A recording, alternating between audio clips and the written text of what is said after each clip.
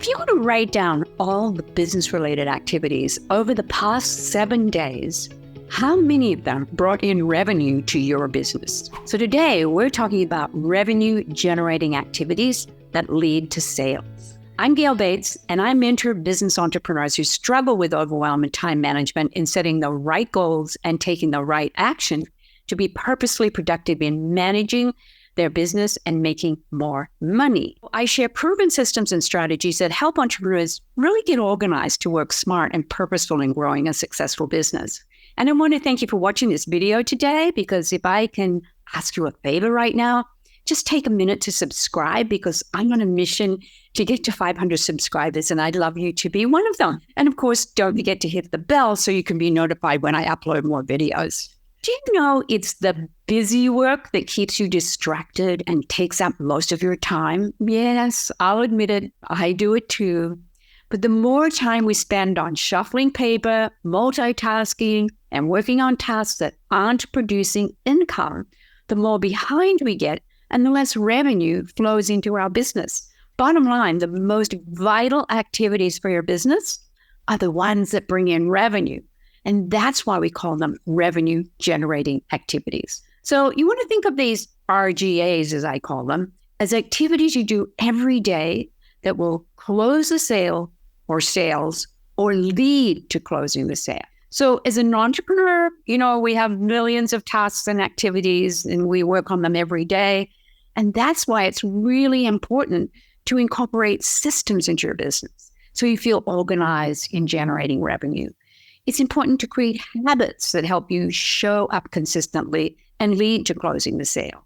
And it's really important to follow routines that keep everything in order so you don't go into overwhelm. So when it comes down to money coming into your business, it's when you make a connection with someone and that person wants to buy your products or your services. Today, I want to look at connections that generate income into your business. So first of all, I want to talk about the customer connection. When a customer is ready to buy, they've connected to you personally or through your social media or your newsletter or your blog or your YouTube channel, and you've had a meaningful conversation with them. So they like you, they trust you, they're ready to buy your products or services. So connecting with customers every week is a revenue-generating activity that leads to a sale immediately or in the future.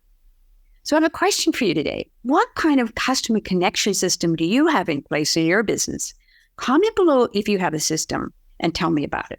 Now, let's discuss social media content connections. It's a fact that social media is a great way to be visible in your business and gaining new followers to help you connect through direct message or DM conversations. And this begins the process of leading to a sale.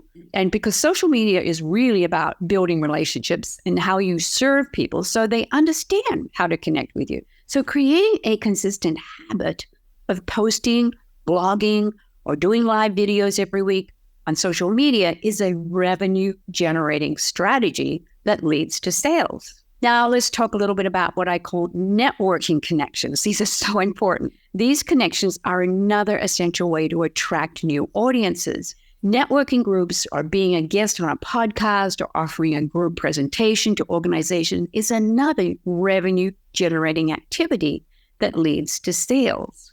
So I recommend to all my coaching clients to create a weekly networking routine in meeting up with people and sharing your information. And of course, this leads to new customers, which leads to new sales. And lastly, there is what I call the community building connections, which is having conversations and growing relationships within groups. And most of you have your own VIP customer groups, or maybe you belong to a business referral networking group, or even just a book club. But belonging to communities builds the know, like, trust factor. And again, these are revenue-generating activities that lead to sales. In my purposeful planning system, I work weekly with a Sunday planning routine.